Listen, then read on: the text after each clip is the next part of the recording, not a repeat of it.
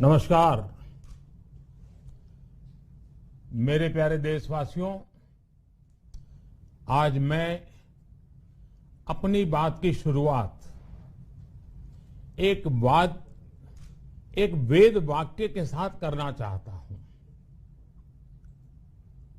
कृतं में दक्षिणे हस्ते जयो में सव्य आहितः। इस बात को भारत के संदर्भ में देखें तो बहुत सीधा साधा अर्थ यही है, हमारे देश ने एक तरफ कर्तव्य का पालन किया तो दूसरी तरफ उसे बड़ी सफलता भी मिली। कल 21 अक्टूबर को भारत ने 1 बिलियन 100 करोड़ वैक्सीन डोज का कठिन लेकिन असाधारण लक्ष्य प्राप्त किया है। इस उपलब्धि के पीछे 130 करोड़ देशवासियों की कर्तव्य शक्ति लगी है। इसलिए ये सफलता भारत की सफलता है, हर देशवासी की सफलता है। मैं इसके लिए सभी देशवासियों को हृदय से बधाई देता हूं। साथियों, 100 करोड़ वैक्सीन डोज ये केवल एक आंकड़ा नहीं है, ये देश के सामर्थ्य का प्रतिबिंब है, इतिहास के नए अध्याय की रचना है। ये उस नए भारत की तस्वीर है जो कठिन लक्ष्य निर्धारित कर उन्हें हासिल करना जानता है। ये उस नए भारत की तस्वीर है जो अपने संकल्पों की सिद्धि के लिए परिश्रम की पराकाष्ठा करता है। साथियों, आज कई लोग भारत के वैक्सीनेशन प्रोग्राम की तुलना दुनिया के दूसरे देशों से कर रहे हैं। भारत ने जिस तेजी से 100 करोड़ का 1 बिलियन का आंकड़ा पार किया है, उसकी सराहना भी हो रही है। लेकिन इस विश्लेषण में एक बात अक्सर छूट जाती है कि हमने ये शुरुआत कहां से की है। दुनिया के दूसरे बड़े देशों के लिए वैक्सीन पर रिसर्च करना, वैक्सीन खोजना, इसमें दशकों से उनकी महारत है, एक्सपर्टाइज थी। भारत अधिकतर इन देशों की बनाई वैक्सीनेशन पर ही निर्भर रहता था, हम बाहर से मंगवाते थे। इसी वजह से जब 100 साल की सबसे बड़ी महामारी आई तो भारत पर सवाल उठने लगे, क्या भारत इस वैश्विक महामारी से लड़ पाएगा? भारत दूसरे देशों से इतनी वैक्सीन खरीदने का पैसा कहां से लाएगा? भारत को वैक्सीन कब मिलेगी? भारत के लोगों को वैक्सीन मिलेगी भी या नहीं? क्या भारत इतने लोगों को टीका लगा पाएगा कि महामारी को फैलने से रोक सके? भांति भांति के सवाल थे। लेकिन आज ये 100 करोड़ वैक्सीन डोज हर सवाल का जवाब दे रहा है। भारत ने अपने नागरिकों को 100 करोड़ वैक्सीन डोज लगाई हैं और वो भी मुफ्त, बिना पैसा लिए। साथियों, 100 करोड़ वैक्सीन डोज का एक प्रभाव ये भी होगा कि दुनिया अब भारत को कोरोना से ज्यादा सुरक्षित मानेगी। एक फार्मा हब के रूप में भारत को दुनिया में जो स्वीकृति मिली हुई है, उसे और मजबूती मिलेगी। पूरा विश्व आज भारत की इस ताकत को देख रहा है, महसूस कर रहा है। साथियों, भारत का वैक्सीनेशन अभियान सबका साथ, सबका विकास, सबका विश्वास और सबका प्रयास का सबसे जीवंत उदाहरण है। कोरोना महामारी की शुरुआत में ये भी आशंकाएं व्यक्त की जा रही थी कि भारत जैसे लोकतंत्र में इस महामारी से लड़ना बहुत मुश्किल होगा। भारत के लिए, भारत के लोगों के लिए ये भी कहा जा रहा था कि इतना संयम, इतना अनुशासन यहां कैसे चलेगा। लेकिन हमारे लिए लोकतंत्र का मतलब है सबका साथ।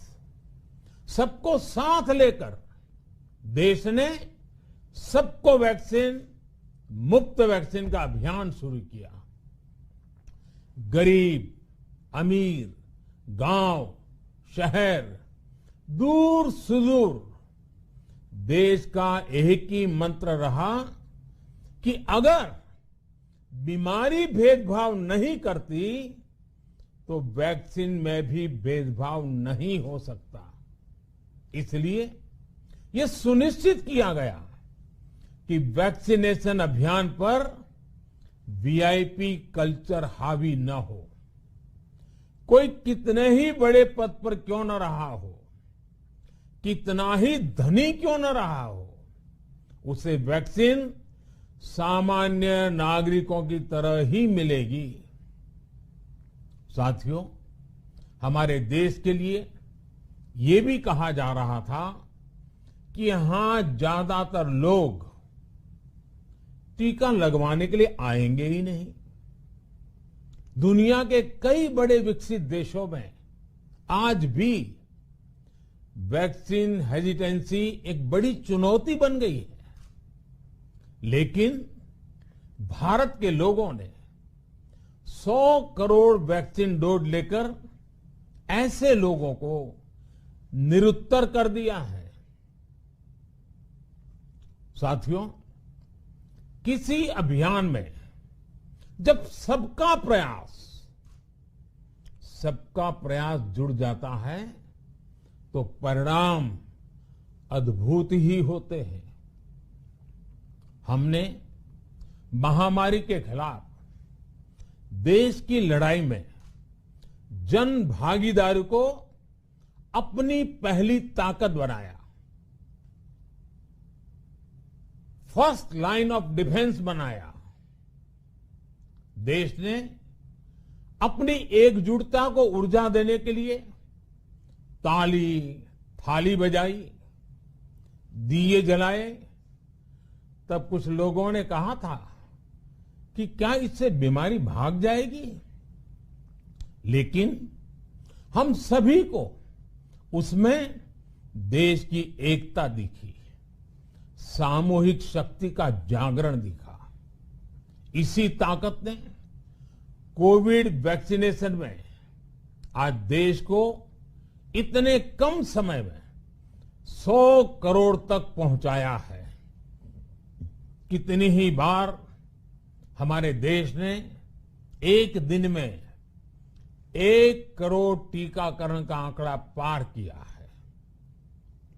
ये बहुत बड़ा सामर्थ्य है, प्रबंध कौशल है, टेक्नोलॉजी का बेहतरीन इस्तेमाल है, जो आज बड़े बड़े देशों के पास भी नहीं है। साथियों, भारत का पूरा वैक्सीनेशन प्रोग्राम विज्ञान की कोख में जन्मा है, वैज्ञानिक आधारों पर पनपा है और वैज्ञानिक तरीकों से चारों दिशाओं में पहुंचा है। हम सभी के लिए गर्व करने की बात है कि भारत का पूरा vaccination programme science bound, science driven और साइंस बेस्ड रहा है। वैक्सीन बनने से पहले और वैक्सीन लगने तक इस पूरे अभियान में हर जगह साइंस और साइंटिफिक अप्रोच शामिल रही है। हमारे सामने चुनौती मैन्युफैक्चरिंग को लेकर भी थी, प्रोडक्शन को स्केल अप करने की भी थी। इतना बड़ा देश, इतनी बड़ी आबादी, उसके बाद अलग अलग राज्यों में, दूर दराज इलाकों में समय से वैक्सीन पहुंचाना, ये भी किसी भागीरथ कार्य से कम नहीं था। लेकिन वैज्ञानिक तौर तरीकों और नए नए इनोवेशन से देश ने इस चुनौतियों के समाधान तलाश से असाधारण स्पीड से संसाधनों को बढ़ाया गया। किस राज्य को कितनी वैक्सीन कब मिलनी चाहिए, किस इलाके में कितनी वैक्सीन पहुंचनी चाहिए, इसके लिए भी वैज्ञानिक फॉर्मूले के तहत काम हुआ। हमारे देश ने कोविन प्लेटफॉर्म की जो व्यवस्था बनाई है, वो भी विश्व में आकर्षण का केंद्र है। भारत में बने कोविन प्लेटफॉर्म ने न केवल आम लोगों को सहूलियत दी, बल्कि हमारे मेडिकल स्टाफ के काम को भी आसान बनाया।